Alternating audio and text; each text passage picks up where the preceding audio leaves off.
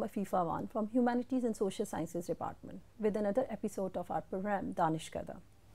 आज हमारे साथ स्टूडियो में एक बहुत ही ख़ास गेस्ट मौजूद हैं, मास्टर अयूब। मास्टर अयूब इस लिहाज से बहुत ख़ास हैं कि by profession he is a fire fighter but his passion is teaching. आपने अपने इर्द गिर्द बहुत से बच्चों को देखा होगा कूड़ा उठाते हुए, मजदूरी करते हुए या फिर लकड़ियाँ काटते हुए। मास्टर अयूब भी हम में से एक इंसान हैं जो कि इसी तरह बच्चों को अपने इर्द गिर्द इस तरह के काम करते देखते थे, इवन भीख मांगते हुए। लेकिन हम जिस तरह से उन बच्चों को इग्नोर करके आगे निकल जाते हैं, मास्टर अयूब ने बिल्कुल एक उसको अपनी ज़िम्मेदारी समझते हुए उन बच्चों को मोटिवेट किया कि वो तालीम की तरफ आएँ और अपने इन कामों के साथ साथ अगर वो अपनी फैमिलीज़ को सपोर्ट कर रहे हैं तो शाम में या दोपहर में या जब भी उनको मौका मिलता है वो अपनी तालीम को भी मुकम्मल करने की कोशिश करें। तो हमारे लिए एक बहुत बड़ी इंस्पिरेशन है। आइए उनसे मिलते हैं और उनसे जानते हैं कि उन्होंने ये किस तरह से अपना एक कंट्रीब्यूशन सोसाइटी में दिया और उनको क्या सोच मिली कि जिसके तहत उन्होंने ये काम किया बगैर किसी लालच के, because he has not been financially supported by any society's special organization or a sect. So let's ask him. Welcome to the show. Master Ayub साहब, सबसे पहले मैं आपसे पूछना चाहूँगी आपकी अपनी तालीम के बारे में। आप क्या कहेंगे कि आपने कहाँ तक पढ़ा है और आप फायर फाइटर थे तो फिर आप में कैसे ये जज्बा जागा? बिस्मिल्लाहिर्रहमानिर्रहीम, अस्सलाम वालेकुम।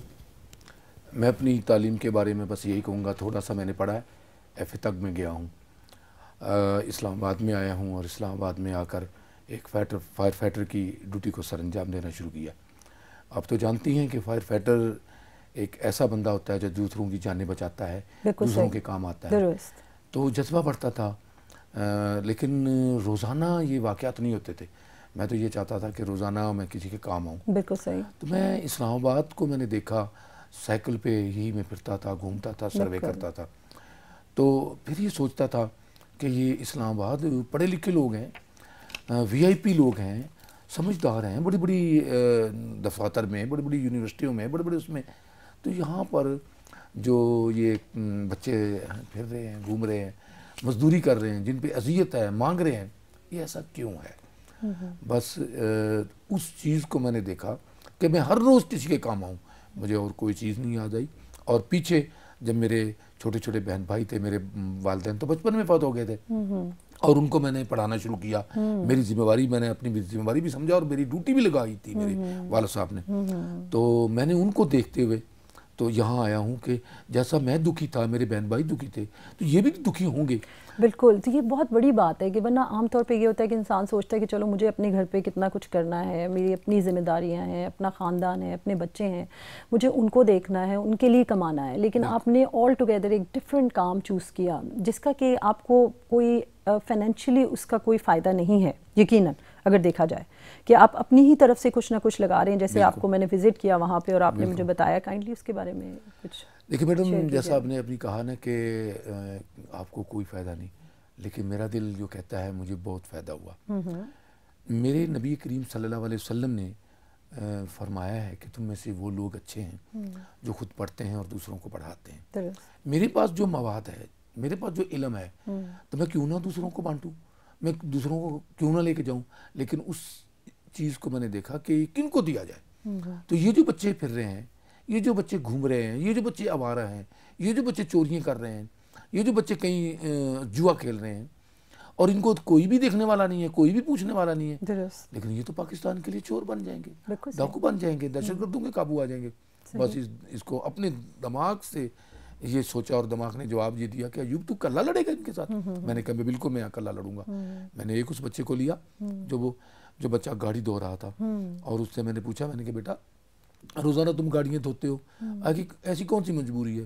तो उसने बताया कि मेरे 5 भाई हैं, 3 बहनें हैं और मेरे वालिदैन फौत हो चुके हैं। तो एकदम मुझे एक झटका सा लगा, अयूब तेरे भी तो 5 भाई हैं, तेरी भी तो 3 बहनें हैं, तेरे माँ बाप नहीं हैं, तेरे पर कितना मुश्किल वक्त आया था और तूने कैसे किया। आज इस बच्चे के साथ ऐसे है, जबकि ये बच्चा और वो रोने लग गया, मेरा कोई नहीं है। मैंने कहा कि नहीं, आप ये काम भी करोगे और इससे अच्छा काम करोगे, मैं पढ़ाऊँगा भी। पहले तो वो कहने लगा जी कौन मुझे किताबों के पैसे देगा, कौन मुझे मेरी फ़ीस देगा। मैं कि कोई फिक्र ना करें। अगले दिन ही मैं कापी पेंसिल लेकर आ गया और जहाँ पर वो गाड़ी धो रहा था वहीं पर एक साइड पे बैठ के मैंने 1 घंटा पूरा रोज़ाना देना शुरू कर दिया और पढ़ाना शुरू कर दिया। मैंने 3 साल के अंदर उसको 5वीं करवाई और प्राइवेट तौर पर फार्म लिए, उसका दाखिला भेजा और 5वीं कर ली, फिर मैंने 8वीं करवाई, फिर मैट्रिक करवाया और फिर दिगर दूसरे दफ्तरों में जाकर मैंने उसके लिए नौकरी का बंदोबस्त किया। इस तरह बच्चे भी आते रहे, कोई आवारा फिरने वाले, कुछ मांगने वाले, कुछ मजदूरियाँ करने वाले। नहीं, ये जैसे आपने जिक्र किया कि पहला बच्चा आपका जो वो आया और उसको आपने यूं से पढ़ाया 1 घंटा बैठ के, अब अगला जो उसके बाद एडिशन हुआ, क्या उसी के बहन भाइयों में से या आपने इसी तरह गली में से किसी बच्चे को पकड़ा? एक और बच्चा था जो सुपरमार्केट के अंदर एक छाबड़ी सी ली हुई थी और चीज़ें बेच रहा था, मजदूरी कर रहा था, और मैंने देखा वो शाम को पैसे भी गिन रहा है, रो भी रहा है। मैंने उससे पूछा, मैंने कहा बेटा क्या बात है, सारे दिन तो तूने मुझे मजदूरी की है, फिर रो क्यों रहे हो? उसने कहा कि मेरे वालिदैन एक हादसे में मारे गए हैं, मेरे एक पाँव कट गया है और एक मेरा बाजू कट गया है, मेरे घर का तमाम सामान मेरे रिश्तेदारों ने बेचकर मेरा इलाज करवाया है, लेकिन वो अब कहते हैं कि जाओ मांग के लाओ। मैं मांगना नहीं चाहता, मैं ये मजदूरी करता हूँ, पैसे पूरे नहीं होते। मैंने कहा अच्छा चलो ठीक है, मैं मेरा एक काम कहना मानो। उसने कहा जी क्या? मैं कहा मैं तुझे पढ़ाना शुरू करता हूँ। कहते ये तो और मुश्किल हो जाएगा। मैं कहा नहीं, ये छाबड़ी वगैरह छोड़ दो। मैंने उसको एक साइकिल लेकर दी जो 4 पहियों की थी, और वो उस पर बैठ कर और 100 अखबार लेकर दिए, ये अखबार तूने घर घर देने हैं और शाम को मेरे पास तूने पढ़ने आना है। उसको पढ़ाना शुरू किया। एक बच्चा वो था जो गलियों के अंदर चोरियां करता था, फिरता था, तो उसको मैंने कहा, मैंने देखा खुद पुलिस वालों ने पकड़ लिया, मार रहे हैं, बुरी तरह चीख रहा है, इतनी अजियत। फिर मैं उसको मिला, मैंने कहा ये ऐसा क्यों करते हो? तो उसके जवाब ये थे कि कमाई की दुनिया खाएंगे हम। मैंने कहा जो मार खाते हो? कहते इसकी परवाह नहीं है। मैं तू तो डाकू बन जाएगा। कहता बन जाऊँ जी। मैंने दिल में सोचा कि नहीं, इसको इस तरफ से हटाना है। एक लेडीज़ को मैंने रोते हुए देखा, गली से जा रही है, रो रही है। मैंने पूछा, मैंने कहा बीबी आप रो क्यों रही हैं? तो उसने मुझे बड़े नफरत से कहा कि चल चल अपना काम कर, तुझे क्या है? मैंने कहा नहीं बताओ तो सही। तो उसने बताया कि अल्लाह पाक ने मुझे एक बेटा दिया, वही सारा दिन बच्चों के साथ लड़ता है, झगड़ता है, मारता है, रोज़ाना कभी थाने में, कभी लोगों की बातें। तो मैं उससे मिला तो उसने मुझे भी मारना शुरू कर दिया। तो मैंने आहिस्ता आहिस्ता उसको प्रेस किया और प्रेस करने के बाद उसके पास ले आया। मैं यही आपसे पूछना चाह रही हूँ, जैसे आप इतनी माशाल्लाह इंस्पिरेशनल स्टोरीज़ हमें बता रहे हैं बच्चों के बारे में, जिस तरह से आपने उनको जमा किया, तो आपको कोई खौफ नहीं आता था कि ये किस किस्म की सोसाइटी के हिस्से से बिलोंग करते हैं, कि बच्चे ज़ाहिर है जब अगर चोरी पे उतर आए उनको किसी का खौफ ना हो, वो ओपनली कहें कि ठीक है कुछ भी होता है हो जाए, तो इसका मतलब कि एक लिमिट क्रॉस कर चुके हैं, तो उनको वापस इधर लाना और उनको पढ़ाई पे बिठाना, कन्विंस करना, ये तो बहुत एक मुश्किल प्रोसेस होगा। बिल्कुल मैडम, बहुत मुश्किल। मार भी खाई है, प्यार भी किया है, उनको अपने पास एक कॉपी पेंसिल टॉफ़ियाँ और ऐसी ऐसी चीज़ दी हैं, अपना दोस्त बनाया है, उनसे मोहब्बत की है, उनसे प्यार किया है। सिर्फ मेरे नबी करीम सल्लल्लाहु अलैहि वसल्लम ने उस वक़्त ईद के मुकाम पर एक बच्चा जो रोता हुआ जा रहा है, पूछते हैं वो क्यों रो रहे बेटा, आज तो ईद का दिन है। कहते मेरे माँ बाप आपके साथ जंग करते हुए मारे गए हैं और मेरा कोई भी नहीं है, आज खुशी का दिन है। आपने उसको उठाया और घर ले गए। और आयशा सदीक़ा को फरमाया, आयशा इसको नहलाओ, इसको हसन या हुसैन के कपड़े पहनाओ और जल्दी हम ईद पर चलेंगे। तो उसको नहलाया गया, कपड़े पहनाए गए और कंधे पे उठा लिया। इधर हुसैन है, इधर हसन है, और ले रहे हैं। सहाबा किराम पूछ रहे हैं कि आका ये कौन है? ये तो हसन है, ये हुसैन है। वो तो इतनी बड़ी हस्ती है, मैं तो उनकी मट्टी के बराबर भी नहीं हूँ। बस इस चीज़ को देखा, ये मारते तुम्हारे, मेरे नबी ने कितनी मार खाई है, मेरे नबी को कितना तंग किया गया है, हम तो कुछ भी नहीं। बस इस इरादों को पुख्ता कर लिया, किसी चीज़ से नहीं घबराया। पुलिस ने मारा है, सीडीए ने मारा है, बहुत तंग किया है, रोजाना पुलिस ले गई। की तरफ आना चाह मुझे जासूस कहा गया कि जासूस यही बात कि आप जिस एरिया में बैठे हुए हैं वो जो कि हमारा बिल्कुल इस्लामाबाद का मेन एरिया है, उस पे लेकर चलना, और सारे बच्चों को, जैसे मैंने भी आपको विजिट किया और मुझे देखकर बड़ी हैरत हुई, मतलब इसीलिए बल्कि मैं उतर के वहाँ पर आई और देखने के लिए कि जिस तरह से बच्चे इतने डिसिप्लिन्ड और अच्छे तरीके से बैठे हुए थे सारे लाइंस में।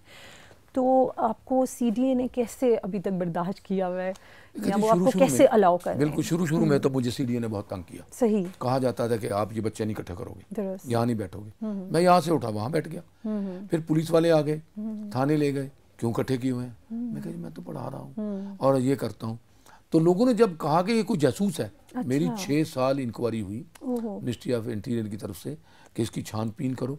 मैं तो ऐसे फायर फाइटर था, कुछ भी नहीं मिला। मेरे घर में मेरे बहन भाइयों को तंग किया गया, मेरे अजीज़ो वगार को तंग किया गया, देखा गया क्या है इसके पीछे, कुछ नज़र नहीं आया।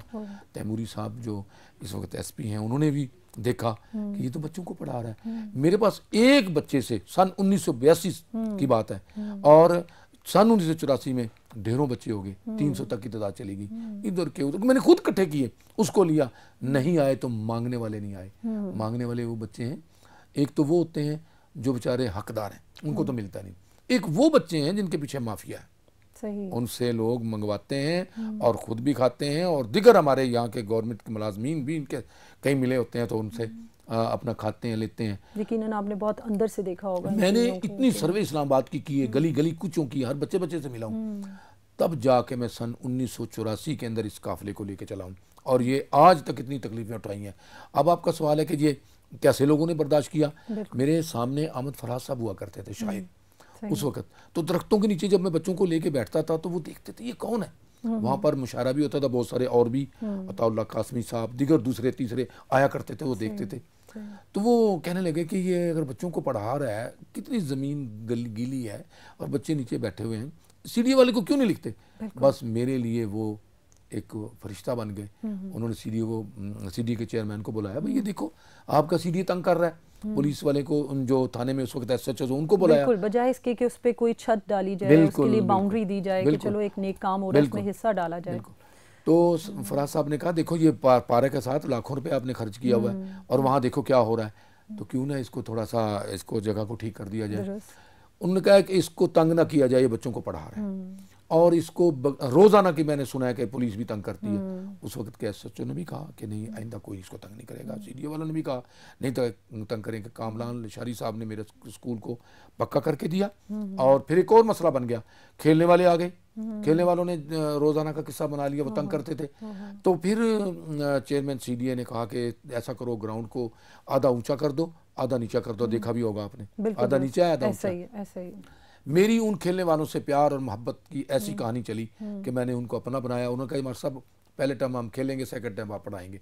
आज देख लो, पहले टर्म बच्चे खेल रहे हैं और सेकंड टर्म हम पढ़ा रहे हैं। ज़बरदस्त, ज़बरदस्त, बेहतरीन। मतलब आपने माशाल्लाह इतनी अच्छे तरीके से वहाँ पे भी डील किया और यहाँ पे भी अल्लाह ताला ने आपको फिर जो है इन्हीं के थ्रू, बेशक इन्हीं लोगों के थ्रू एक ग्राउंड, हाँ जी, ग्राउंड, कोई छत नहीं है, कोई दीवारें नहीं है। यही चीज़ कि आपको नहीं लगता कि बारिश होती है, गर्मी होती है, उसमें किस तरह से आप फिर मैनेज करते हैं? मैडम जब बारिश होती है उस वक्त मैं छोटे बच्चों को छुट्टी करवा देता हूँ। साथ ही जो कच्ची बस्ती है वहाँ पर एक दो दोस्त हैं जिनके बच्चे भी पढ़ते हैं, उन्होंने चादरें सी लगा के मुझे एक जगह सी बना के दी जिसमें कोई 40-50 बच्चे आ जाते हैं। हालांकि मेरी 300 तक तादाद गई है, अब मौजूदा 225 बच्चे पढ़ रहे हैं। छोटों को छुट्टी करा देता था, घुस घुसा के वहाँ पर बच्चे बैठ जाते थे, और उस जगह को कवर कर रहा हूँ, बना रहा हूँ आस्ता आस्ता। उन्होंने कहा मास्टर बना लो, 2 कमरे मैंने तकरीबन अच्छी कर लिए हैं, बेहतर कर लिए हैं। जब बारिश आती है मैं वहाँ ले जाता हूँ। बिजली का निज़ाम भी इंशाल्लाह अब क्लियर हो जाएगा। तो जब होती है गर्मी, आप कभी आए, अपना एसी छोड़कर आए और मेरी जगह पे आए, आप कहेंगे मास्टर साहब ये तो बड़ी अच्छी हवा आ रही है माशाल्लाह। तो गर्मी तो मेरे लिए जन्नत है, इतनी हवा चलती है और बच्चों को खुले मैदान में लेके बैठ कर पढ़ता हूँ। कोई गर्मी का डर नहीं, कोई सर्दी का डर नहीं। आज भी मैं नमाज पढ़ने के बाद 5:30 बजे बच्चे सुबह आ जाते हैं और 1 घंटा पढ़ाता हूँ। 1 घंटा पढ़ाने के बाद वो छुट्टी कर जाते हैं। सेकंड टाइम में 3 बजे से लेके 7 बजे तक पहली शिफ्ट है, क्योंकि मुझे शिफ्टें करनी पड़ी हैं। मैं आपसे यही पूछना चाह रही थी, आपके बच्चों की तादाद जैसे आपने बताई कि आप किस तरह से मैनेज करते हैं, जैसे अब आप बता रहे हैं कि आपकी शिफ्ट्स होती हैं, तो किस तरह से आपने डिवाइड किया हुआ है बच्चों को? बिल्कुल, जो बड़ी क्लास के बच्चे हैं मेरे पास, मसलन जो 9वीं और 10वीं के पढ़ रहे हैं, वो मेरी हेल्प कर रहे हैं। मैं उनको पहले टाइम जो बच्चे बुलाता हूँ, छोटे बच्चों को बुलाता हूँ जो 3 बजे से लेकर 7 बजे तक होती है, तो उन बच्चों को बांट देता हूँ कि आपने पहली को, दूसरी को, तीसरी को उर्दू पढ़ाना है, इंग्लिश पढ़ानी है, मैथ पढ़ाना है, वो मेरी मदद करते हैं। बड़ी क्लासों को लेता हूँ। उसके बाद 7 बजे से लेकर 9 बजे तक दूसरी शिफ्ट शुरू होती है। कुछ वो पढ़ाने वाले बच्चे हो जाते हैं, कुछ और बड़ी बड़ी बच्चियाँ आ जाती हैं जो घरों में बर्तन धोती हैं, घरों में कपड़े धोती हैं, वो आ जाती हैं। कुछ ओपन यूनिवर्सिटी की हैं, उसमें 2-3 तो पॉलीक्लिनिक में दाया हैं।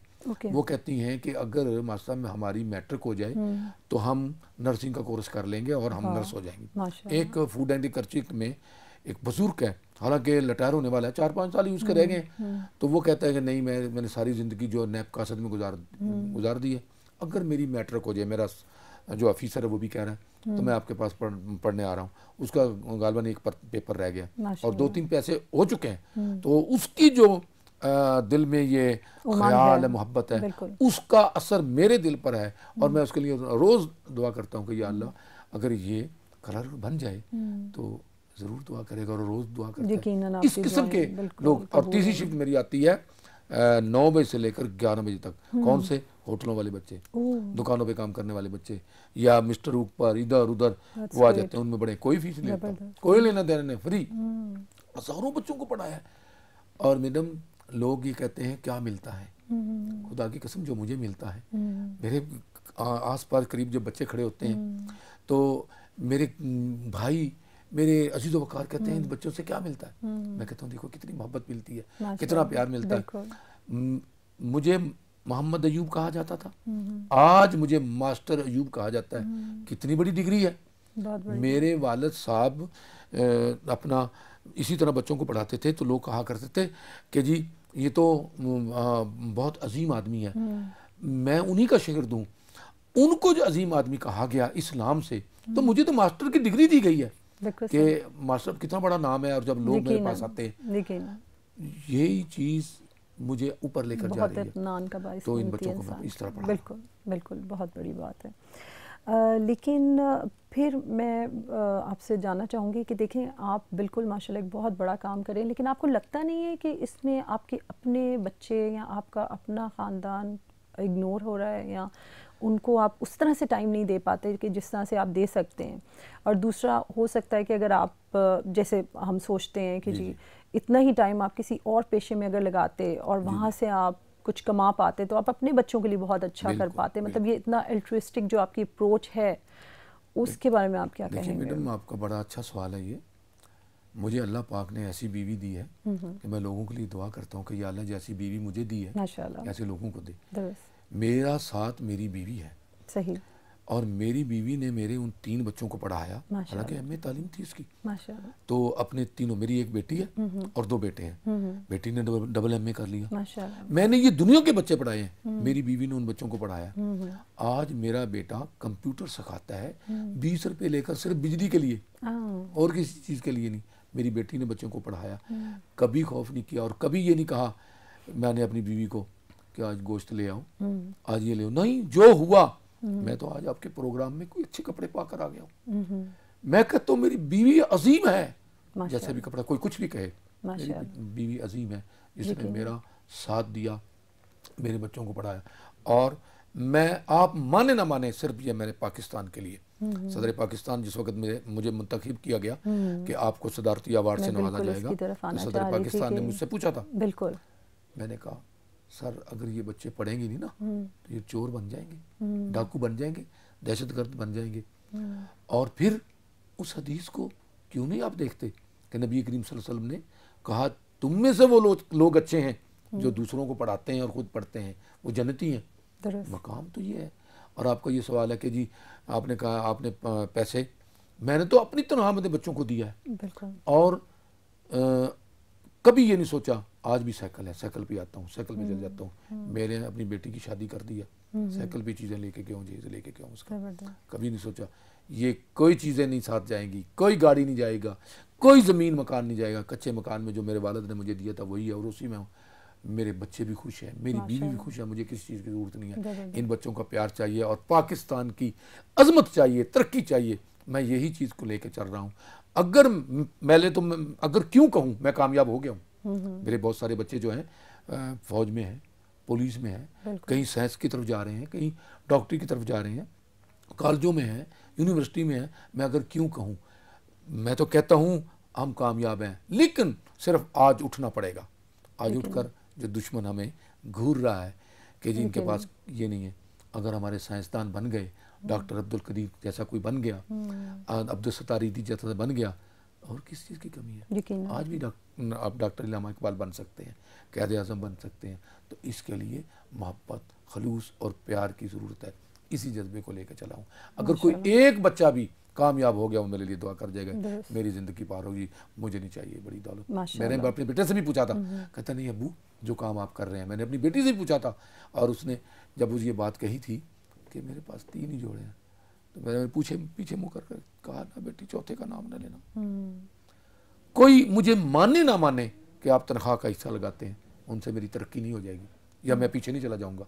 ये मेरा अल्लाह जानता है या मेरा दिल जानता है। और वो काले, गोरे, छोटे, बड़े क्या आपको हर घर में मिलेंगे?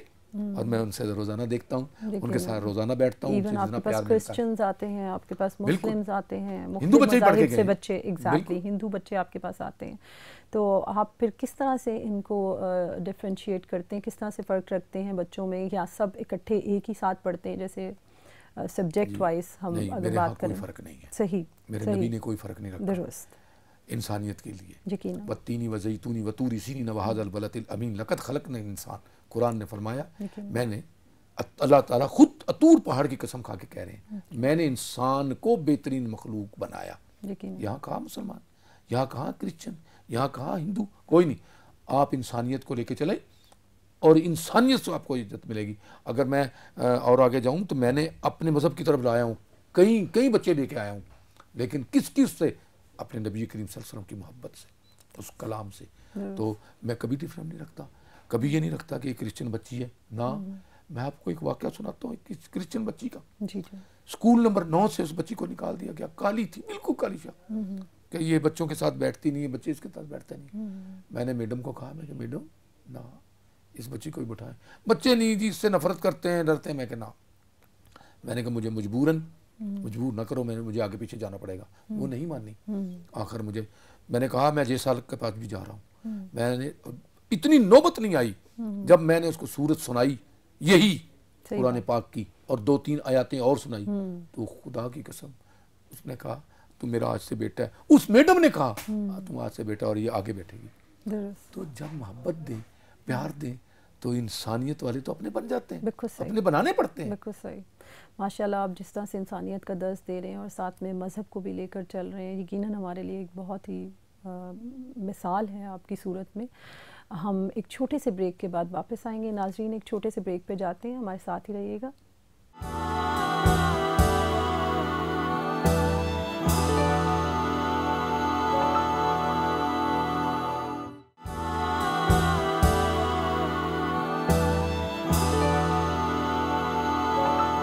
Viewers, welcome back. ब्रेक में जाने से पहले हम बात कर रहे थे जिस तरह से कि आप चाहे हिंदू बच्चे हैं, चाहे क्रिश्चियन बच्चे हैं, चाहे मुसलमान बच्चे हैं, बगैर किसी डिफरेंस के आप माशाल्लाह सबको ही तालीम दे रहे हैं। तो आप क्या समझते हैं, जैसे आपने मुझे बताया था कि आप कुरानिक टीचिंग्स के भी एक्चुअली हामी हैं और वो भी आप अलग से बच्चों को पढ़ा रहे हैं, तो वो आप ग्रुप वाइज अलग रखते हैं कि जो हिंदू बच्चे होंगे वो फिर बाद में आते हैं, क्रिश्चियन बच्चे बाद में आते हैं और पहले जो है मुस्लिम बच्चे आते हैं, या किस तरह से आप उसको मैनेज करते हैं? ऐसा है कि जो हम दुआ कराते हैं उसमें सब शामिल होते हैं। अच्छा। क्रिश्चियन भी, मुसलमान भी, ताकि क्रिश्चियनों को भी पता लगे कि हमारा कलाम क्या है। सही। बाकी रही जब मैं कुरान पाक जिसने दिल से पढ़ना है, बिल्कुल सही, या नमाज, वहाँ पर मैंने एक छोटी सी सब बछाई हुई है, नमाज पढ़नी है, तो उसमें कोई पाबंदी नहीं है कि जी मैं क्रिश्चियन को भी कहूँ जाके नमाज पढ़ो, नहीं। मुसलमान बच्चे जाके पढ़ें, और अगर क्रिश्चियन बच्चा देखता है तो देखने दे क्या करता है, वो क्या मांगता है, तो उस पर कोई पाबंदी नहीं। लेकिन मेरी सबके साथ मोहब्बत है। अगर कोई कलाम पढ़ना चाहे या कोई इस्लामी किताब, मेरे पे इस्लामी किताबें हैं, लेना चाहे वो पढ़ना चाहे पढ़ सकता है, तो मैं देता हूँ, कोई किसी पे पाबंदी नहीं। मैंने क्रिश्चियनों के कई छोटे मोटे पादरी उनको भी बुलाया और बच्चों की क्लास कराई। फिर वो क्रिसमस भी यकीनन मनाते होंगे, या फिर अपनी होली हिंदुओं की जो है त्योहार, वो भी बिल्कुल। और मैंने अपने मुसलमानों को भी, बच्चों को भी बताया कि देखिए इनकी इबादत क्या है, कितनी मोहब्बत की इबादत, मतलब आप साथ साथ एक बर्दाश्त और सब्र का भी बताता हूँ। तो सबक दे रहे हैं। मोहब्बत करें, प्यार करें, बिल्कुल। और ये जो प्यार मिलेगा, मोहब्बत मिलेगी, तो आपके यहाँ अगर नंबर ज्यादा होंगे तो आप जीत जाएंगे और दूसरा आपकी तरफ आ जाएगा। बिल्कुल सही। तो ये चीज़ कभी फर्क नहीं रखा, और इस चीज़ को मैं लेके चलूँ आज भी। मैं बाकी रही इस्लामियात है तो सबने पढ़नी, सब पढ़े। और अगर इस्लामियात की जगह कोई क्रिश्चियन कहता है कि जी मैं अखलाकियात पढ़ूंगा, कोई पाबंदी नहीं, वो पढ़ ले, अखलाकियात पढ़ाया जाएगा उसको, इस्लामियात को इस्लामियात। कई बच्चे कहते हैं क्रिश्चियन हमने इस्लामियात पढ़नी, आ जाए आप मेरे पास आए, आप मुसलमान बच्चे से भी कलमा सुने, क्रिश्चियन से भी सुने, आपको तर्जमे के साथ वो कलमा सुनाएगा। सही बात। और कहीं तो सूरतें सुनाएंगे, क्रिश्चियन बच्चे सुनाएंगे क्रिश्चियन। तो उसमें सिर्फ मैं ये कहता हूँ कि अदब और एहतराम, पाकी और नापाकी, पाकी के साथ हमारा कलाम ऐसा है जिसको पाक हालत में पढ़ा भी जाए, छुआ भी जाए। बाकी रहा अपने मन को साफ करो, अपने दिल को साफ करो। अगर किसी से मोहब्बत रखना चाहते हो तो नफरत नहीं, नफरत से मोहब्बत नहीं होती, नफरत मोहब्बत की दुश्मन है। तो आप इस चीज़ को लो, कोई भी किताब मेरे पास, अल्लाह का कलाम भी पढ़ा हुआ है, मेरे सराहने पर अंजील भी पड़ी हुई है, आप वो लेना चाहिए उसको भी पढ़ें, और दूसरी इस्लामी किताबें पढ़ी हुई हैं, बाकी तारीख की किताबें पढ़ी हुई हैं, क़ायद आज़म की, इलामा इकबाल की, जो बच्चा लेना चाहे ले जाए। और एक डब्बा रखा हुआ है, ये किताबें जो है मैंने खरीदी हैं, हर माह एक किताब खरीदता था मैं अपनी तनख्वाह से। जिस बच्चे ने लेनी है, अगर कुछ डालना चाहता है, एक डब्बा पड़ा हुआ है, गत्ते का डब्बा है वो, तो उसके अंदर कोई ना कोई डाल दे, बेशक 1 रुपया डाल दे, ताकि हम नई किताब ले लें। कोई पाबंदी नहीं, वो 10 दिन रखे, 20 दिन रखे, कई दफ़ा बच्चे फाड़ के भी ले आते हैं किताबें, कोई नहीं, उसको जिल्द करा लेता हूँ, लेकिन उसको कहता हूँ कि बच्चे इस किताब को संभाले, आगे चलेंगे। और मैंने जैसे दीवार मेहरबानी हमने ये बनाया हुआ है कि अगर किसी के बच्चे के पास 2 पेंसिलें हैं, 1 पेंसिल रख दे वहाँ पर, उस चटाई पे रख दे, किसी के पास पेंसिल है, किताब है, कापी है, और जिसको ज़रूरत है ले ले। मैं यहाँ भी एक बात करता चलूँगा, किसी ने हमारे सेक्टर में अपने मकान को चेंज किया, जब तब्दील किया तो वो पुरानी चीज़ें और पुराने जो कपड़े वपड़े वो उठा के ले गया। कहते मास्टर साहब ये एक बॉक्स है, इसमें ये पुरानी चीज़ें हैं। मैं उसके जज्बे को सलाम करता हूँ, मैडम मैं आपको बताऊँगा क्यों करता हूँ उसके जज्बे को सलाम। हालांकि लोग कहेंगे देखो जी फटी पुरानी चीज़ें, गंदी चीज़ें हमारे पास लेके आ गया, नहीं, मैं क्या देखता हूँ कि मैंने वो चीज़ें फैला दी। एक गरीब बच्ची, मैंने कहा जिसने कोई चीज़ लेनी ले ले, एक गरीब बच्ची मैं उसको देखता हूँ, वो एक पुराना कोट, फटा हुआ कोट, उस पर से बटन उतार रही। जब वो बटन उतार रही है तो मैंने पूछा ये क्या कर रही हो तुम? सर मेरे कोट का बटन टूटा हुआ, मैं ले लूँ, ये बटन लग जाएगा। मैं सलाम करता हूँ उसको जिसने वो चीज़ें भी मुझे दे दी, और वो बटन कहाँ लग गया, और वो बटन लग के जब वो दूसरे दिन डाल के आई तो सर्दी के अंदर वो कोट बंद था। तो मैंने कभी उन चीज़ों को भी नहीं वो कराया, को देना चाहता दे दे, पुरानी जूठी दे दे, कपड़े दे दे, रख देता हूँ, जिसको चाहिए ले ले। पूछना चाह रही हूँ इसी हवाले से कि क्या कोई ऑर्गेनाइजेशन, जैसे हमारे मुल्क में माशाल्लाह बहुत सी ऑर्गेनाइजेशंस हैं जो इन बच्चों के लिए या अंडर प्रिविलेज क्लास के लिए या एनीबडी फ्रॉम द स्लम्स उनकी हेल्प कर रही है, तो क्या आपके पास, आपको किसी ने अप्रोच किया कि आपकी कोई माली इमदाद की जाए ताकि आप और ज़्यादा अच्छे तरीके से इस सारे के सारे जो कंट्रीब्यूशन है उस पर उसको लेके चल सकें? मैडम मेरी प्रॉपर कोई यूनियन नहीं, मैं तो अपनी मदद आपके तहत ना किसी। आपने महसूस नहीं किया कि अगर आपके साथ एक के साथ दूसरा कोई हाथ हो या आपके साथ कोई मदद करे तो वो आपके लिए ज़रा बेहतर हो जाएगा? कई लोगों ने ऐसा भी कहा है कि जी आप हमारी इसको ज्वाइन कर लें, लेकिन वो क्या कहते हैं, वो ये कहते हैं कि हमारे साहब इस पे साइन करें, आप हमारे अंडर हैं। मैं कहता हूँ नहीं, सही है। फिर एक और ये अपना यूनियन इनकी आई, उन्होंने कहा जी फीस मुकर्रर कर दो तो उसमें ये होगा कि इनको और चीज़ें मिलेगा। मैं कि नहीं, ये भी नहीं करूँगा, मैं नहीं लेता, मेरा दिल नहीं चाहता। फिर कुछ लोगों ने कहा जी प्रोग्राम कराएं, प्रोग्राम करा लिया, तो वो खाने की चीज़ें भी लेके आए, मैं ठीक है उनको अप्रिशिएट करता हूँ, वो लेके आए हैं, लेकिन मुझे तो कापी चाहिए, मुझे तो पेंसिल चाहिए, मुझे रबड़ शार्पनर चाहिए। मेरे पास डॉक्टर शौकत सदीकी साहब हैं पाकिस्तान एजुकेशन फाउंडेशन के, वो अक्सर मेरे पास आ जाते हैं कापियाँ लेकर, पेंसिलें लेकर, कुछ बच्चों को मदद कर देते हैं, कुछ बच्चे जो अच्छे नंबर लेते हैं उनको कुछ देते हैं। एक मैडम साहब हैं, वो कुछ आती हैं कई दफ़ा, उनका अपना स्कूल भी है, वो देती हैं बच्चों को कापियाँ वगैरह, रेगुलर नहीं है। एक साहब हैं और उन्होंने 2-3 बच्चे लिए हुए हैं, तो वो उन बच्चों की वो खुद ब खुद ही जो कुछ भी उनको देते हैं, कापी दे देते हैं, पेंसिल, तो मेरा उससे कोई इतराज़ नहीं, नाम लिया जाता है। और एक साहब ऐसे भी थे जिन्होंने हमें कमरे के लिए कुछ दिया था, और उस पर हमने चादरें ली थी और चीज़ें ली थी। लाहौर से भी एक साहब थे जिन्होंने थोड़ी सी हेल्प की थी। मैं नहीं चाहता कि मेरी कोई NGO हो, बहुत सारे NGOs जो हैं आज भी मेरा नाम लेकर, मुझे इल्म है, पता है, मुझे बताया जाता है, लेकिन मैं तवज्जो ही नहीं करता। कहा था कि आपका नाम लेकर वो पैसा मंगाते हैं, खाते हैं, मैं तवज्जो नहीं देता। अल्लाह खुद देने वाला है, अल्लाह खुद पकड़ने वाला है। लेकिन यहाँ मैं ये बात कह दूंगा कि सब मेरी बात अगर सुन रहे हैं, मेरा नंबर नोट करें, अगर किसी को कुछ देना चाहते हैं मेरे पास आए, मेरे से रब्ता करें। ये मुख्तलिफ जो लोग मांगते हैं कि जो अयूब को देंगे ना, मेरे पास नहीं पहुँचता, मुझसे खुद मिले। अगर आप कहते हैं मैं तो इस बच्ची को देना चाहता हूँ, मैं यतीम को देना चाहता हूँ, तो आप दें। 3 मरहले हैं मेरे। एक मरहला तो वो है कि मुझे उन बच्चों के लिए कापी चाहिए, पेंसिल चाहिए, रबड़ शार्पनर चाहिए। दूसरा, कुछ बच्चे जो मेरी हेल्प कर रहे हैं उनका तमाम खर्च मेरी जेब पर है, उनके दाखिले के लिए कुछ दे दें, उनकी कापी किताब के लिए कुछ दे दें, उनकी कोई घर की जो मजबूरी उसके लिए दे दें। तीसरा जो है, जो मैं वो बना रहा हूँ अगर उसके अंदर बिजली का निज़ाम भी हो जाएगा, दूसरा तीसरा निज़ाम भी हो जाएगा, तो गर्मी सर्दी बारिश आएगी तो हम वहाँ जाके बैठ के पढ़ सकते हैं। मुझे ना दे, मेरे पास तो साइकिल है, अल्लाह का फजल है, और मैं साइकिल पे ही आता हूँ, साइकिल पे चले जाता हूँ। दुरुस्त दुरुस्त। अब मैं आपके आना चाह रही हूँ अवार्ड्स की तरफ जो आपको दिए गए हैं हुकूमत की तरफ से या दूसरी ऑर्गेनाइजेशंस की तरफ से, उनके बारे में तफसील से बताइए। मैडम, इससे पहले मैं आपको एक और बात बता दूं, मेरी खिदमात जो हैं सबसे ज़्यादा वो फायर फाइटर की हैं, एजुकेशन की कम है, क्योंकि मैंने हर ब्लास्ट में काम किया, हर आग में काम किया। वो मेरा अगला सवाल यही था, लेकिन चलें उसको हम पहले कर लेते हैं कि जब प्रोटेस्ट होते हैं, बॉम्बिंग होती है, उसमें आप फिर यकीनन आप उस तरफ इन्वॉल्व होते होंगे, तो स्कूल इग्नोर होता होगा, तो आप कैसे मैनेज करते हैं? देखें, मेरे शागिर्द जो हैं वो मेरे साथ, जब मुझे कोई भी मजबूरी हो जाती है या मुझे मैंने लिख के दिया हुआ मुझे ले लें, तो ले जाते हैं, तो मेरे स्कूल वैसे ही लगा रहेगा। आप मुझे शाम तक रखें आप, और उसके बाद मेरे पास आए, देखें स्कूल लगा हुआ मिलेगा आपको। उन बच्चों को इतनी ट्रेनिंग दे दी है। मेरी इंक्वायरी होते हुए, छानबीन होते हुए, पहला अवार्ड मुझे गवर्नमेंट ऑफ पाकिस्तान एजुकेशन ने दिया। ज़बरदस्त। दूसरा अवार्ड मुझे सिविल डिफेंस ने, जो मेरा महकमा है, 6 साल मैंने सिविल डिफेंस अकाडमी के अंदर भी अपना उन बच्चों को ट्रेनिंग दी है, उन बच्चों को फायर फाइटर बनाया है, और वहाँ पर मैं एज ए इंस्ट्रक्टर ड्यूटी देता रहा हूँ, माशाल्लाह। उसके बाद मुझे सिविल डिफेंस ने बेहतर अवार्ड दिया। जब मैरिट होटल के अंदर धमाका हुआ था, आपको याद है? बिल्कुल बिल्कुल। तो एक कमरे में 4 अंग्रेज फंसे हुए थे, जिनके साथ एक लेडीज थी, 3 मर्द थे, और आग जो थी तंदूर की तरह थी।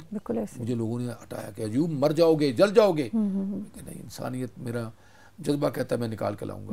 अब मैडम यकीन करें, पीछे से जो पाइप लगा हुआ था, उस पाइप के जरिए गया हूँ, ये हाथ उसकी गवाही देंगे, ये मेरे हाथ जले हुए हैं, ये पूरी बाजू जली हुई है, ये टांग मेरी पूरी जली हुई है। मैं अंदर गया हूँ, अब अंदर जाने के लिए भी कितना मुश्किल हो रहा था, शीशा लगा हुआ, तो इतना मोटा शीशा टूटता ही नहीं था। उसको मैंने अपने बूट से मार मार कर तोड़ा। फिर ये भी डर था, ये मेरे ऊपर अगर आ गया तो मेरी गर्दन को उठाता हुआ चला जाएगा, लेकिन अल्लाह के फजल करम से मैं अंदर चला गया। मैंने मर्दों को तो आसानी से निकाल लिया, अब वो लेडीज थे, उसको निकालने के लिए उसने क्या, जिस तरह भी आप चाहें, मैंने ये हाथ अपने उसकी डाल के और घसीटता हुआ नीचे लेके आया। आप यकीन करें, जिस वक्त मैं नीचे लेके आया और वो जब वो उठी है, उसने मुझे दबोच लिया 5 मिनट तक। वो एक जज्बा, यकीन है, उसने कहा कि आज मेरी जान तूने बचाई। मैंने वहाँ लोगों की ये भी बात देखी, छोड़ दो, चलने दो इंग्लिश, नहीं, इंसानियत, इंसानियत पहले। मेरे नबी ने इस्लाम कहाँ से लेके आए हैं, किन लोगों को तबलीग की है, किन लोगों को लेके आए हैं, तो इसी जज्बे को लेकर उनकी मदद की है। मुझे उन्होंने फिर मेरी रिपोर्ट भेजी और मुझे फायर ब्रिगेड ने एक बेहतर अवार्ड से नवाजा। फिर जब मेरी 6 साल इंक्वायरी हुई, सदर पाकिस्तान के पास गई, ये अरफान सदीकी साहब ने फॉरवर्ड किया इसको, इनके साथ ओपन यूनिवर्सिटी के इनके भाई जो उनका नाम मैं पूरा नहीं जानता, लेकिन सदीकी साहब, उन्होंने फॉरवर्ड किया कि ये हकदार है, तो सदर पाकिस्तान ने मुझे सदारती अवार्ड से नवाजा। उसके बाद कुछ 10-12 बच्चे सैर करते हुए तुर्की के जा रहे थे, तो वो मेरे स्कूल के पास से गुजरे, उन्होंने देखा ये क्या चीज़ है, वो अंदर आ गए, उनके साथ उर्दू तर्जमान भी था, तो उन्होंने मुझसे पूछा, और वो कई दिन आते रहे और बच्चों के साथ मिलते रहे, उनकी तस्वीरें, उनके साथ दोस्तियाँ, उनके साथ चीज़ें लेके आना। तो वो जब गए तो मेरा एड्रेस ले गए, मुझे तकरीबन 15 दिन के बाद उन्होंने तुर्की बुलाया, और दुनिया एक क्लिक बहुत बड़ी यूनिवर्सिटी है इस्तांबुल में, जो दुनिया के बच्चे पढ़ते हैं वहाँ पर, वहाँ मुझे उनके सदर ने इंटरनेशनल अवार्ड से नवाजा, माशाअल्लाह। इसकी जो ही मैं पाकिस्तान आया हूँ, गवर्नमेंट ने मुझे sir Syed gold medal education दिया। ये तो एक बड़े से हैं, वो छोटे छोटे अवार्ड जीतने के मैं नाम भी लूँ तो शाम हो जाए, इतने अवार्ड हैं। तो मेरी वाइफ की कहती कि अयूब क्या करोगे, ये सोने का भी है, ये भी है, और उसकी आंखों में आंसू भी देख रहा हूँ कि क्या करोगे। मैंने कहा नहीं भली, ये तो मेरे ये लोग जो बातें करते थे, इनसे पूछो तो जाके तुम्हें मिले हैं, बाकी रही बात इनकी मुझे ज़रूरत नहीं, ये मेरे साथ नहीं जाएंगे, लेकिन मेरे साथ तो मुझे वो भी अवार्ड मिला है, वो मेरे साथ जाएगा। और सदर पाकिस्तान को भी मैंने बताया था, तो वो कहने लगी हैरान होगी, इससे बड़े भी है, तू मुझे दिखाता नहीं है। मैंने अपनी कमीज को उतारा, मैंने दिखाई, देखिए कितने बड़े अवार्ड हैं, बिल्कुल सही। जब मैं जाऊंगा तो कोई नहीं उतारेगा, ये मेरे साथ जाएंगे, बिल्कुल सही। ये अवार्ड तो दुनिया के हैं जो यहाँ ही रह जाएंगे। दुरुस्त। तो वो फिर हंसी कि यूँ मेरे साथ मजाक करते हो। मैं क्या मजाक नहीं करता, जिस दिन जाऊँगा देखना तू, तो ज़िंदगी का पता नहीं हो सकता, तू चली जाए। लेकिन ये अवार्ड जो मैंने खिदमत खलक में दूसरों की मोहब्बत में प्यार में काम किया है, ये मेरे बहुत बड़े अवार्ड है। तो मैडम बहुत से अवार्ड हैं। मेरा जिस्म का अगर यहाँ से टांग उठाएंगे तो आपको जख्म नजर आए, मौजूदा जख्म भी हैं, देखेंगे आप, जो कई साल से इलाज हो रहा है, अभी तक ठीक नहीं हो रहा। मैंने कभी किसी से दवाई नहीं मांगी, लेकिन आपका जज्बा अब भी उसी तरह से बिल्कुल है माशाल्लाह। अल्लाह का बड़ा फजल है। मैं अभी चंद दिन पहले कराची गया, तो कराची मुझे मुख्तलिफ लोगों ने मिले मुझे, और मुझे कई लोग ऐसे मिले, उन्होंने कहा जी आपको तो आधी कराची जानती है। तो मैं खाने का कहीं बंदोबस्त किया था, वहाँ जाने लगा तो एक आदमी ने मुझे रोक लिया, सिक्योरिटी वाले ने, आप नहीं जा सकते अंदर। इसी तरह था।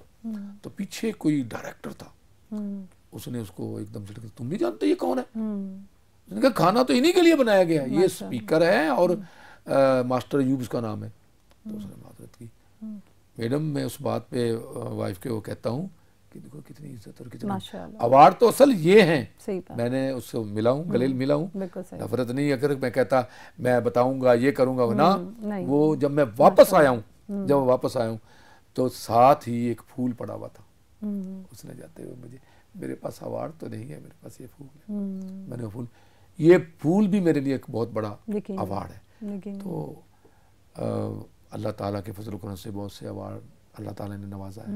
बहुत जगह से मुझे अवार्ड मिले, लेकिन मिले हैं इन बच्चों के सदके। यकीनन नहीं, माशाल्लाह आप में जितनी आजिज़ी है और जितना आप में जज्बा है, यकीनन उस लिहाज से मैं समझती हूँ अगर हमारे माशरे में हर शख्स में एक ये सोच आ जाए या ये एक उमंग आ जाए दूसरों के लिए काम करने की, और लोग कोशिश भी शायद करते हैं किसी हद तक, लेकिन इंडिविजुअली अकेले से इस तरह से करना एक बहुत मुश्किल काम है।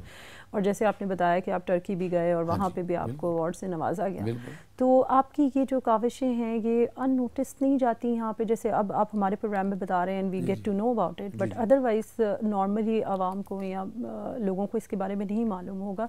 तो आप नहीं समझते कि ये चीज़ें लोगों को पता चलनी चाहिए ताकि और लोगों में इंस्पिरेशन आए और शौक़ आए इस काम को करने का? बड़ा अच्छा सवाल किया मैडम। जब मैं पहले लोग मेरे पास आया करते थे तो मैं उनको इंटरव्यू नहीं देता था, मैं उनको बात नहीं करता था कि मेरी नेकी ज़ाया हो जाएगी। एक बुजुर्ग मेरे पास आए, जैसे अभी आपने ये बात कही कि यूँ आपको देख के और भी लोग काम करेंगे, तो फिर मैंने इंटरव्यू देना शुरू किया। तो बहुत सारे लोगों को पता है, मेरे अवार्ड्स का भी पता है, लेकिन आप यकीन करें कि मैं जब मार्केट जाता हूँ चादर लेकर छुप कर जाता हूँ। ये बच्चे जो हैं सर सलाम अलैकुम, सर सलाम अलैकुम, कोई कहेगा चाय के लिए खींचेगा, कोई किधर खींचेगा। तो क्या ख्याल है, आज के जो मशहूर तरीन कहा जाता है ना, एक्टर्स हो गए या वजीर हो गए, तो वो आपको शोहरत की भी कमी नहीं है। कमी नहीं है, तो अल्लाह का बड़ा फजल है, अल्लाह ताला का बहुत करम है। तो नहीं, इस मामले में तो मैं भी यकीनन, मैंने अपनी क्लास में भी जिक्र किया तो माशाल्लाह आधी से ज़्यादा क्लास आपके नाम से वाकिफ़ थी और उन्हें मालूम था। और बल्कि बच्चों में एक बहुत शौक़ है, जो हमारे बच्चे यूनिवर्सिटी से भी, नस से भी, और यहाँ भी आप सुबह जहाँ प्रोग्राम करके आए हैं, बहरिया यूनिवर्सिटी से भी जाते हैं कम्युनिटी सर्विस प्रोजेक्ट के उसमें, और जाकर तो आपके ही बच्चों को जाके पढ़ाते हैं। और तो आप उन बच्चों में क्या देखते हैं, आपको क्या लगता है कि हमारी ये नस्ल माशाल्लाह एक बिल्कुल जब उसी तरह के जज्बे से सरशार है? जब मेरे पेपर होते हैं उस वक्त मैं थोड़ी सी माजरत कर लेता हूँ। बाकी जब बच्चे मसलन समर में या और कोई हमें टाइम मिलता है उसके अंदर मैं बिल्कुल टाइम देता हूँ। उनमें दो चीज़ें होती हैं उन बच्चों के अंदर, देखते कि मास्टर अयूब यहाँ पे लेके बैठा हुआ है, तो मैंने कई दफ़ा कुर्सी देने की कोशिश की, नहीं सर कुर्सी नहीं लेंगे, हम नीचे बैठेंगे। बच्चों में खिल मिल जाते हैं। कई बच्चियों को और बच्चों को मैंने देखा कि टॉफ़ियाँ जेब में डाली हुई हैं और कुछ चीज़ें डाली हुई हैं, कई ड्राइंग की चीज़ें डाली हुई हैं, कई पेंसिलें डाली हुई हैं, आप ये बनाएं, आप ये बनाएं। तो एक बच्ची को वो बहुत अच्छी सी तस्वीर बनाती है, तो इतना सा एक बिस्कुट का पैकेट और वो लेकर अपनी में जेब में डालती है, तो कहती है अपनी अम्मी को, अम्मी आज एक मैडम आई थी हमारे स्कूल में और उसने मुझे पढ़ाया भी, और जब मैंने तस्वीर बनाई ये मुझे इनाम दिया। तो बड़ी मोहब्बत मिलती है। इस बात से आप ये ले सकती हैं कि बच्चे क्या खुशी लेते हैं, क्या मोहब्बत लेते हैं। तो बहुत सारे बच्चे हैं। बाकी की बात मैडम 5 उंगलियां बराबर नहीं है। नबी करीम सल्लल्लाहु अलैहि वसल्लम ने हमें इसीलिए कहा कि फैल जाओ और मेरी इस चीज़ को फैलाओ। तो कोशिश में लगे हुए हैं। दुश्मन जो है, दुश्मन उस वक्त भी था, आज भी है, वही नुकसान पहुंचाता है, वही इस तरफ लेके आता है। मेरे पास कई दफ़ा मुझे 1-2 दफ़ा मुझे अगवा किया गया। यहाँ पर बिगन हाउस में प्रोग्राम था मेरा, तो वहाँ से वापस आया, उन्होंने कुछ मुझे पैसे भी दिए, कुछ चीज़ें दी, तो रास्ते में मुझे अगवा कर लिया गया और वो चीज़ें भी छीन ली गई, वो पैसे भी छीन लिए गए, मेरी घड़ी, मोबाइल, सब कुछ। आज मैं एक स्टूडेंट को साथ लेके आया हूँ, तो मैं लेके आता हूँ ताकि कोई ऐसा वाक़या ना हो जाए, कोई ऐसी चीज़ ना हो जाए। तो कई दफ़ा मुझे कहा गया रिपोर्ट लिखाओ, मैंने कहा बस रिपोर्ट क्या लिखानी है, वो मिल जाएंगे कोई, उसको ज़रूरत थी। तो ऐसे भी लोग हैं जिनको ज़रूरत है। आप देखें, मैं पेशावर गया जब ये वाक़या हुआ स्कूल के अंदर, तो कुछ लोगों ने, जब मैं वहाँ पर मैंने बच्चों को कटे फटे देखा, तो मैं रो रहा था, चीख रहा था, तो वहाँ के लोगों ने, पुलिस ने मुझे पकड़ लिया, ये कौन है देखो। मैंने उनको कार्ड दिखाया, मैं तो इस जज्बे से आया हूँ। और वहाँ पर मुझे ऐसे ऐसे लोग मिले, आप मास्टर अयूब हैं, और कपड़े मेरे खून में भरे हुए, उनको उठा कर, तो वो उन्होंने फिर मुझे, मैं 2 दिन वहाँ पर रहा हॉस्पिटल में। मुजफ्फराबाद ज़िले में गया, वहाँ मैंने काम किया। अब्दुल सत्तार ईदी से मेरी मुलाकात हुई, माशाल्लाह। और वो अपनी ज़बान में कहा करते थे, बेटा हम तो इस्लामाबाद से आए हैं। मैं कि जी हाँ, मैं, वो जानते थे मुझे पहले से, क्योंकि वो उनकी आवाज़ इसी तरह थी। अभी कराची में बल्कि ज़बानों से मेरी मुलाकात हुई है, और डॉक्टर अब्दुल कदीर साहब से मेरी कई दफ़ा मुलाकात हुई है। अब्दुल गनी, ये जो सुल्ताना फाउंडेशन की, इनका अब्दुल सत्तार का जिक्र कर रहे हैं और बाकी अफराद का जिक्र कर रहे हैं, तो आप नहीं समझते कि जिस तरह से उन्होंने अपनी कैंपेन्स चलाई, एक फाइनेंस इकट्ठे करने के लिए, लोगों से मदद लेने के लिए, तो आपको भी इसके ऊपर शायद कुछ ज़्यादा काम करना चाहिए कि माशाल्लाह आप इतने बच्चों को पढ़ा रहे हैं, इतना कुछ कर रहे हैं। देखिए मैडम, मैं आपको बताना चाहूँगा, मेरे इस वक्त शागिर्द सैदपुर में और मुख्तलिफ इस्लामाबाद की जगह में बैठे हुए हैं। बरी इमाम के अंदर एक बच्ची बैठी है जिसके पास 60 बच्चे हैं, वो पढ़ा रही है, लेकिन उनमें और मेरे में फ़र्क इतना है कि वो थोड़ी बहुत ही फीस ले लेती है। आज नौकरी नहीं मिलती, गुजारा नहीं होता। सैदपुर में 2 लड़के बैठे हैं, वो फीस ले रहे हैं। इस तरह ये क्रिश्चियन कॉलोनी के अंदर कई लड़कियां और लड़के पढ़ा रहे हैं।